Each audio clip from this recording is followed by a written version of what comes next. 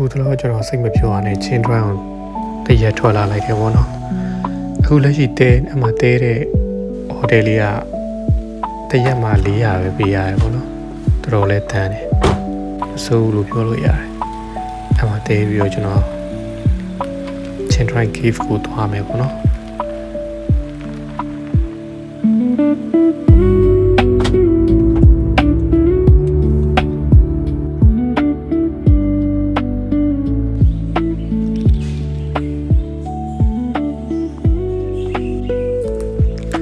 ချင်း drive ကိုကျွန်တော်အခုမှရောက်ဖို့ပါဗောနော်ကျွန်တော်ချင်းမြန်မာနေရလဲတနေ့ကြော်နေပြီဒါတခါမှချင်း drive cave ကိုမရောက်ဘူးရောက်တော့ကျွန်တော်ရောက်တဲ့ကာလာတော့လူတွေသိမများဘူးဗောနော်သူတို့ကမှငါးစာရွာရဲချွေးလို့ရတယ်ငါးတွေကအသီးနဲ့နေစားတာထူဆန်းတာသူတို့ရှင်ငါးရလဲတော်တော်လှတယ်ဗောနော်ချင်း drive cave တွေကိုဝင်ခင်မှာအားရစာကြွေးလို့ရတယ်ပြီးလို့ရှိရင်ကျွန်တော်ချင်း drive cave တွေကိုလိုင်ကူတွေကိုဝင်လို့ရတယ်ဗောနော်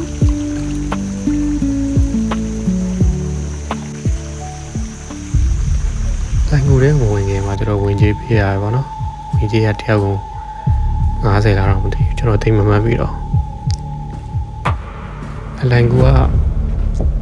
အထဲကိုဝင်ပြီးသွားဆိုလို့ရှိရင်သူကguide flight ပို့တဲ့ဟာနဲ့ပတ်စံတို့ guide ကိုတက်ပေးရတယ်ဗောနော်အဲ့လည်းပေးရတယ်တကယ်လို့အဲ့ကိုသွားမယ်ဆိုလို့ရှိရင်တော့သူတို့မီးရိပ်လေးနဲ့လိုက်ပို့ပါဗောနော်တကယ်လို့အဲ့ကိုမသွားခြင်းဆိုလို့ရှိရင်တော့ကိုယ်အပေါ်ပိုင်းပဲမီးတွေထုံထားတဲ့နေရာလောက်ပဲသွားပြီးတော့ပြန်လှည့်လာလို့ရတယ်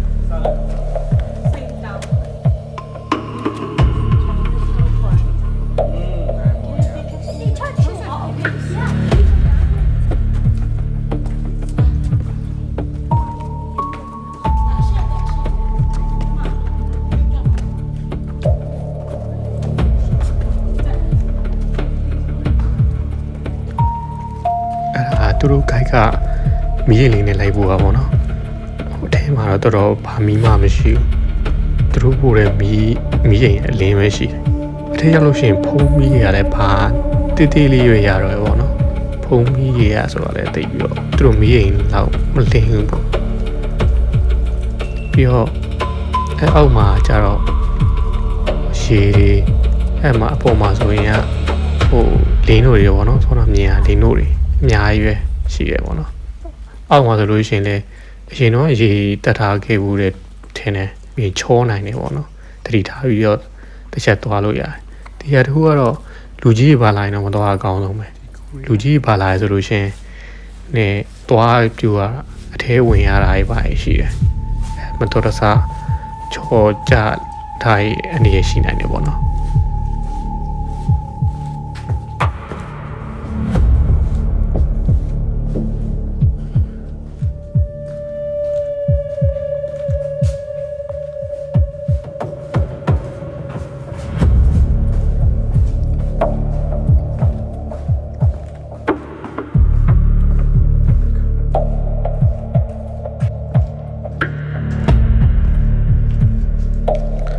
ချင်း drive ကြီးဟာနေကျွန်တော်တို့ဝင်ပြီးသွားဟိုပြန်ထွက်တဲ့ခါကျတော့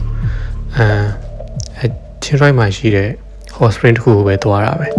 ဒါပေမဲ့ hot spring ကတိတ်ဘယ်လိုပြောမလဲကျွန်တော်တို့ဒီ makeup အောင်လို့ hot spring လောက်ကောင်းပေါ့နော်အဲ့လိုနဲ့နောက်နေ့မနေ့ချင်း drive တောင်ပေါ်ရောက်တဲ့အခါမှာတော့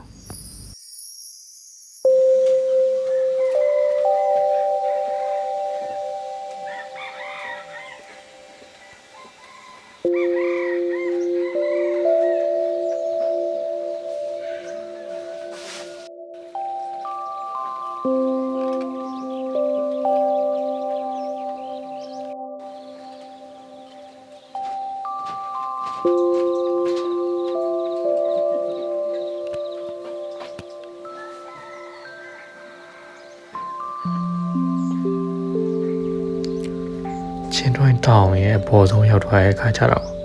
အဲ့နေရာလေးကတော်တော်တာရတယ်တကယ်တော့လေအဲ့နေရာမှာအသွေးမရှိလို့ရှိရင်သွားလို့မကောင်းဗျာအမှန်တိုင်းပြောလို့ရှိရင်ကိုတကယ်လို့အသွေးလေးနဲ့လုံးဝကောင်းပါလေးနဲ့ သွားလို့ရှိရင်တော့တကယ်မိုက်တဲ့နေရာပဲ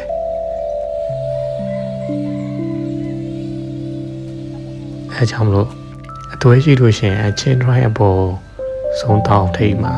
အဲ့လိုမျိုးလေးသွားနေရအရင်မိုက်တယ်